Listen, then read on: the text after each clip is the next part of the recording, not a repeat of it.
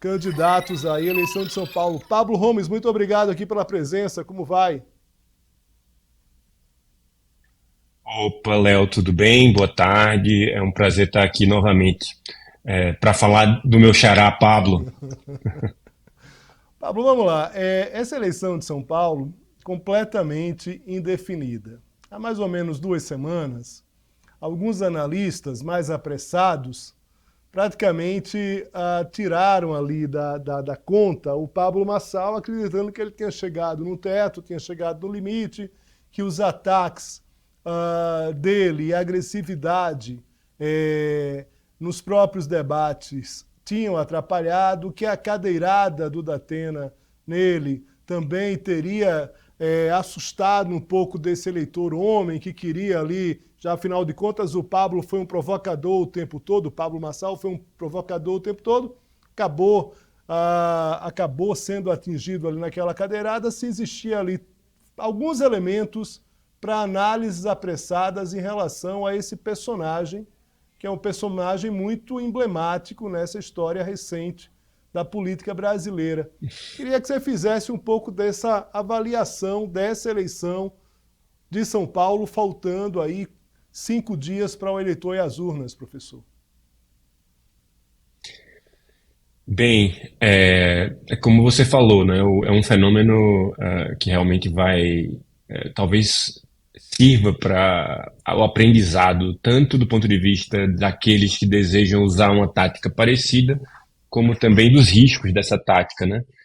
Daquele que ele utilizou. Me parece que eu já falei isso antes aqui no programa, que me parece que essa forma de atuar do Pablo Marçal mostra que o uso das redes sociais, do discurso histriônico, radicalizado, não é algo que é exclusividade do bolsonarismo né, da extrema-direita, da direita mais radical, mas é algo que pode ser utilizado por qualquer entrante, né, que tenha, digamos assim, capacidade de mobilização como ele, por meio da sua carreira como influencer, como coach.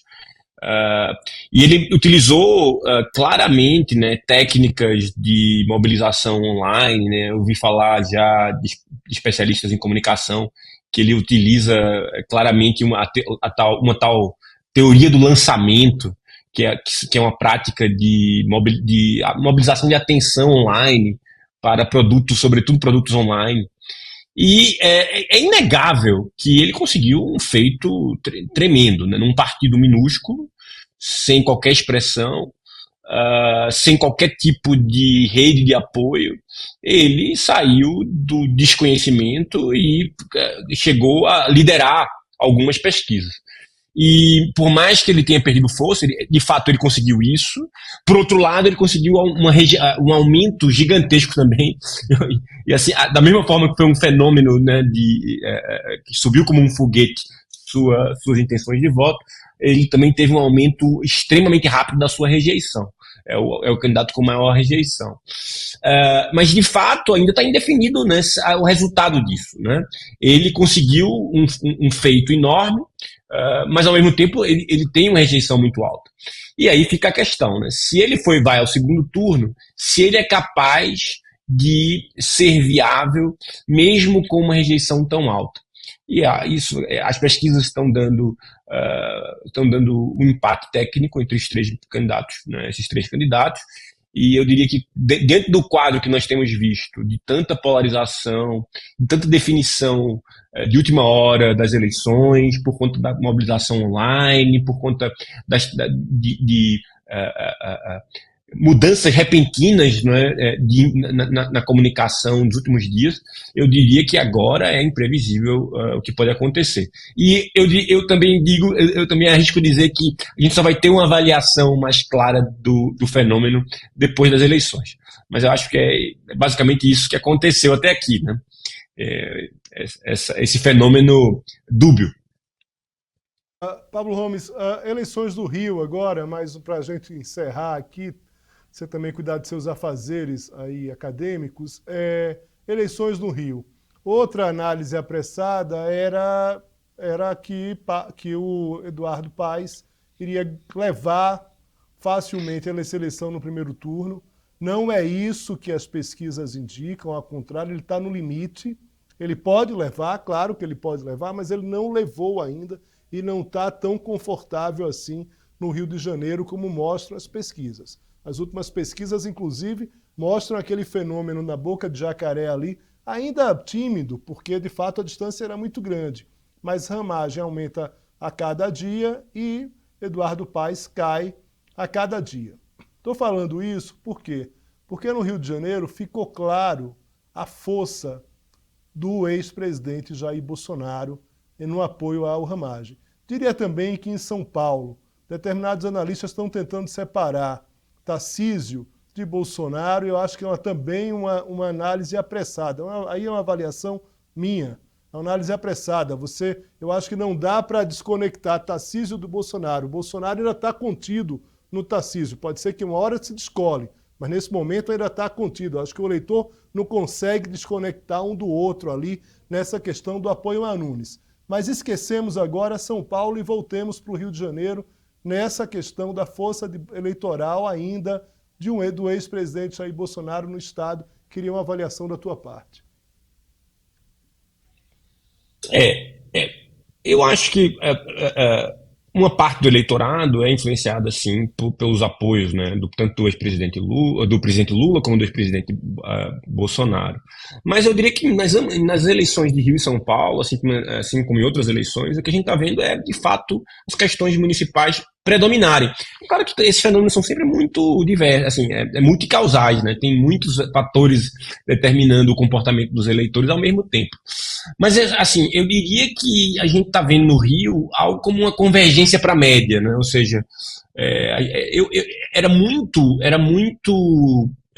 digamos assim, espantoso o desempenho pífio do Ramagem. Mas eu teria calma. A gente tem uma pesquisa da Atlas Intel, mas ainda há outras pesquisas. Vamos ver essas pesquisas da Datafolha e outros institutos que devem sair essa semana. Mas eu diria que é realmente surpreendente que o Ramagem tivesse um desempenho tão ruim. Né? Ele estava pontuando a menos de 20%. Né? Mesmo com uma popularidade alta, como a do Eduardo Paes, é claro que numa cidade como o Rio de Janeiro, que é a cidade do Jair Bolsonaro, né? A cidade em que um dos filhos dele é vereador, eles têm um senador, eles elegeram em 2018 um governador, eles elegeram em 2022 um governador. Então, eu diria que é claro que surpreendia aquilo, né? Por conta da polarização mesmo. Mas ainda assim, eu diria que o Eduardo Paes ainda tem chance de ganhar no primeiro turno. Então, quer dizer que as razões municipais, né? O Eduardo Paes não se identifica claramente com o governo federal, faz uma campanha muito mais centrada na sua própria gestão, e ainda tem chance de ganhar no primeiro turno. Quer dizer que os fatores municipais ainda são muito relevantes, né? E eu diria que é natural que o Ramagem recupere um pouco daquele que é o eleitorado conservador da cidade do Rio, que sempre foi um eleitorado conservador que existiu, né? Mesmo antes do bolsonarismo, né? E aquele desempenho dele era muito baixo, muito aquém do esperado. A gente vai tirar a prova no domingo, mas eu esperaria também outras pesquisas agora que vão sair essa semana para ver, porque assim, pesquisas que são outliers, assim, que são um pouco surpreendentes, são importantes, a gente tem que observar, mas a gente tem que observar as outras e para saber o que esperar, né? Mas assim, as pesquisas estão errando muito, vamos ver no domingo, mas eu espero sim que o Eduardo Paes tenha chance, se não levar, talvez seja por pouco no primeiro turno. E eu desde o começo eu esperava que o Ramagem tivesse um desempenho melhor, simplesmente pelo recall do voto conservador. Pablo, eu me auto-atribuí aqui uma tarefa que é justamente pegar todas as pesquisas, os últimos resultados e fazer uma comparação com o resultado efetivo das urnas. Já faço um convite aqui para a gente falar sobre isso na semana que vem, no início da semana que vem. Pablo Homes, muito obrigado pela presença, forte abraço, muito obrigado pela gentileza. Obrigado, Léo. Boa tarde, bom trabalho. Obrigado pelo convite.